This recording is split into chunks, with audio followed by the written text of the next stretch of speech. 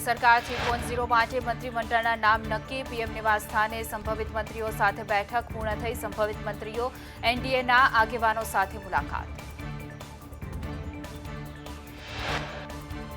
સંભવિત મંત્રીઓને ફોન આવી ચૂક્યા છે. ટીડીપીના 2 સાંસદોને આવ્યા છે ફોન. તો ટીડીપીના રામમોહન નાયડુ અને ચંદ્રશેખર પેમાસાની મંત્રી બનશે. તો જીતનારામ માજી, અનુપ્રિયા પટેલ, જયંત ચૌધરીને શપથ માટે આવ્યો છે ફોન. 25 જેટલા સાંસદ લેશે કેબિનેટ રાજ્યમંત્રી તરીકે શપથ. સૂત્રોના મતે એનડીએના તમામ પક્ષમાંથી એક મંત્રી બનશે. જ્યોતિરાદિત્ય સિંધિયા બનશે મંત્રી. અમિત શાહ, રાજનાથસિંહને એનડીએ સરકારમાં મંત્રી બનાવાશે. મનસુખ માંડવિયાને એનડીએ સરકારમાં મંત્રી બનાવાશે.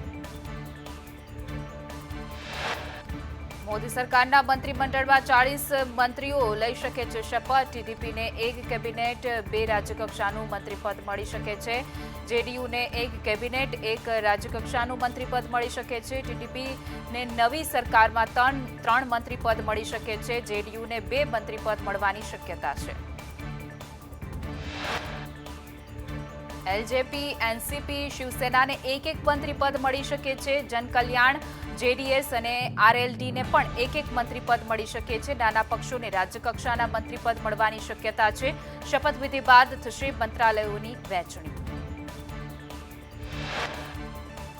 ગુજરાતના 6 સાંસદોને મોદી સરકારના મંત્રીમંડળમાં સ્થાન છે. અમિત શાહ, એસ જયશંકર, જેપી નડ્ડા, માંડવિયા, સી.આર. પાટીલ અને નીમુબેન બાંભણિયાને નરેન્દ્ર મોદીએ ફોન કર્યા છે. પરસોત્તમ રૂપાલાને પડતા મુકાયા છે.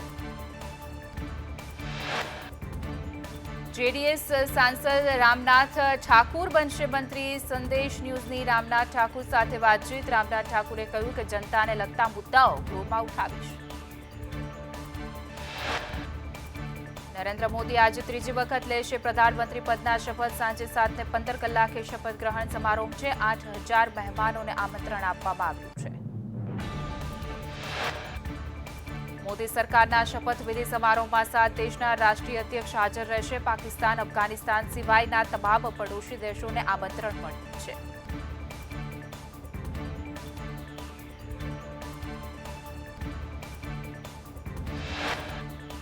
પીએમ મોદીની શપથવિધિને લઈને ચુસ્ત સુરક્ષા બંદોબસ્ત ગોઠવાયો છે. દિલ્હીમાં 2 દિવસ drone, paragliders, hot air balloon ઉડાડવા પર પ્રતિબંધ છે. મોટી સંખ્યામાં પોલીસ અને સુરક્ષા કર્મચારીઓ તૈનાત.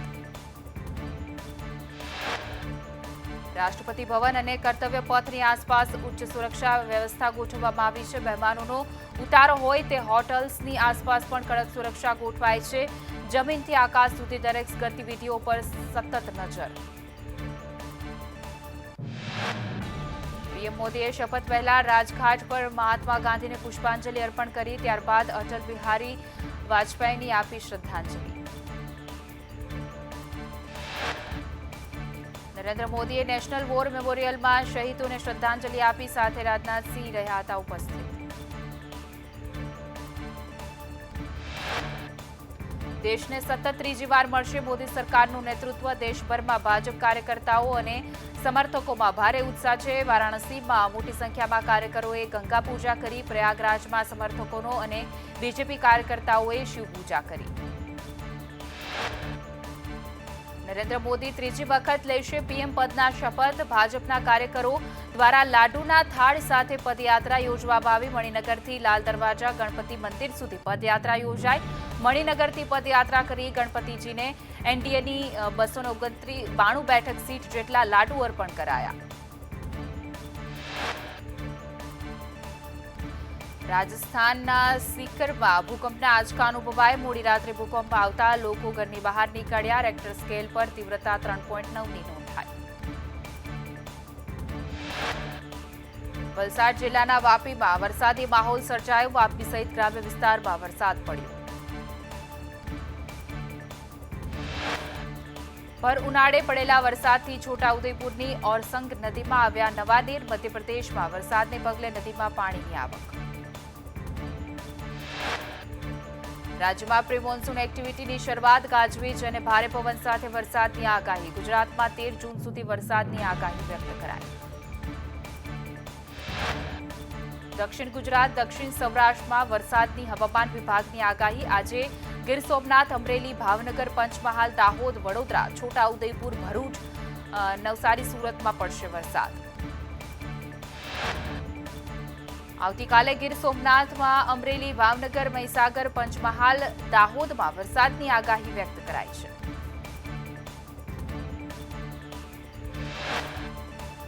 મુંબઈમાં ચોમાસાનું સત્તાવાર આગમન. મધ્ય અરબ સાગર અને દક્ષિણી મહારાષ્ટ્રમાં શનિવારે પહોંચશે ચોમાસું. તેલંગાણા, દક્ષિણી છત્તીસગઢ, દક્ષિણી ઓડિશા તરફ આગળ વધી રહ્યું છે ચોમાસું. મુંબઈમાં 72 કલાક માટે વરસાદનું યલો એલર્ટ અપાયું છે. મુંબઈ, વસઈ, વિરાર અને ઠાણેમાં ધોધમાર વરસાદ છે. મુંબઈ અને પાલઘરમાં આગામી 2 દિવસ યલો એલર્ટ છે. વરસાદની આગાહી વચ્ચે ગરમી યથાવત છે. રાજ્યના 5 શહેરોમાં તાપમાન 42 ડિગ્રીને પાર છે. સૌથી વધુ તાપમાન સુરેન્દ્રનગરમાં 43 ડિગ્રી નોંધાયું છે. વરસાદી સિસ્ટમ સક્રિય થતા તાપમાન ઘટી શકે છે. સુરતમાં સીલિંગ કામગીરી સામે મનપાનો નિર્ણય. ફાયર એનઓસી રિન્યુઅલ બાકીદારોને અપાઈ છે છૂટ. બીયુ અને ફાયર એનઓસી હોય તેવા એકમને રિન્યુઅલનો 10 દિવસનો સમય આપ્યો છે. ફાયર સેફટીના અભાવને લઈને એકમો કરાયા છે સીલ. વલસાડમાં પાણી મુદ્દે મહિલાઓનો ઉગ્ર વિરોધ. અતુલ ગામે 3 થી 4 ફળિયામાં દૂષિત પાણીથી મહિલાઓમાં રોષ ભરાયો. સરપંચ સામે માટલા ફોડીને નોંધાવ્યો વિરોધ. ભાવનગરમાં સ્કૂલ બેગના શોરૂમમાં એસજીએસટી વિભાગના દરોડા. એસટી બેગની 5 દુકાનોમાં ગોડાઉનના સ્ટોક અને બેંક હિસાબોને લઈને ચકાસણી હાથ ધરવામાં આવી. બિલ વગરનો માલ વેચતા હોવાની શંકાને લઈને સર્ચ ઓપરેશન. અમદાવાદમાં રથયાત્રાની તડામાર તૈયારી. ભગવાન જગન્નાથનું મોસાળું કરવા યજમાન સજ્જ છે. યજમાન વિનોદ પ્રજાપતિ દ્વારા પત્રિકા લેખન કરાયું છે. 7 જુલાઈએ ભગવાન જગન્નાથની રથયાત્રા યોજાશે. પાલનપુરના કોટ વિસ્તારમાં તંત્રની બેદરકારી. કોલેરાગ્રસ્ત વિસ્તારમાં તંત્રની અલગ અલગ ટીમ મુકાઈ છતાં ગંદકી યથાવત છે. કોટ વિસ્તારમાં વધુ 19 લોકોને ઝાડા ઉલટીની અસર. આણંદના પેટલાદ તાલુકાના સિલવાઈ ગામે છેલ્લા 8 દિવસમાં ઝાડા ઉલટીના 60 કેસ નોંધાયા છે. કોલેરાનો 1 કેસ પોઝિટિવ આવતા સિલવાઈ ગામને કોલેરાગ્રસ્ત જાહેર કરાયો. આરોગ્ય વિભાગની 10 ટીમ ગામમાં કાર્યરત છે. સુમૂલ દૂધના ભાવમાં લીટરે ₹2 નો વધારો. સુરત તાપી જિલ્લા સહકારી દૂધ સંઘનો નિર્ણય. સુરત જિલ્લામાં અમૂલ ગોલ્ડના 500 મિલીનો ભાવ ₹34 થયો તો અમૂલ તાજા 500 મિલીનો ભાવ ₹27. અમૂલ શક્તિની થેલીમાં ₹31 થયો ભાવ. અમદાવાદના ન્યૂ રાણીપ વિસ્તારમાં ભર ઉનાળે ચોમાસામાં હોય તેવા પાણી ભરાયા છે. ડ્રેનેજ લાઇન તૂટતા પાણીની રેલમછેલ થઈ. રોડની અધૂરી કામગીરી દરમિયાન તૂટી ડ્રેનેજ લાઇન. ન્યૂ રાણીપમાં તંત્રના પાપે લોકોને ભારે હાલાકી. સુરતમાં મોડિફાઈ વાહન ચાલકો સામે કાર્યવાહી. કામરેજમાં મોડિફાઈ કાર ચાલકો સામે અટકાયત થઈ છે. લાલ ભૂરી લાઇટો કારના આગળના ભાગે લગાવી. પોલીસે કાર્યવાહીથી મોડિફાઈડ વાહન ચાલકોમાં ફફડાટ. સુરતના 6 તાલુકામાં વધારાના 2 નાગરિક કેન્દ્ર શરૂ કરાયા છે. આવકના દાખલા માટે લોકોને પડતી હતી હાલાકી. મહિનામાં 57,000 આવક દાખલા કાઢવામાં આવ્યા છે. સંદેશ ન્યૂઝના અહેવાલ બાદ સુરત તંત્ર જાગતું થયું. ધોરાજીના બોડા ગામની નર્મદા પાઇપલાઇનમાં ભંગાણ. મુખ્ય પાઇપલાઇનમાં ભંગાણ થતા હજારો લીટર પાણીનો વેડફાટ થયો. એક તરફ જળ બચાવો અભિયાન તો બીજી તરફ વેડફાટ. વડતાલ સ્વામિનારાયણ સંપ્રદાયના જગત પાવન સ્વામી સામે દુષ્કર્મની ફરિયાદ. ફરિયાદી યુવતીએ પોલીસ વાડી મથકે નોંધાવી ફરિયાદ. સ્વામીએ યુવતી સાથે ફોન પર અભદ્ર વાત કર્યાનો આક્ષેપ છે. 2016માં ગિફ્ટ આપવાના બહાને રૂમમાં બોલાવી હોવાનો આરોપ પણ લગાવ્યો.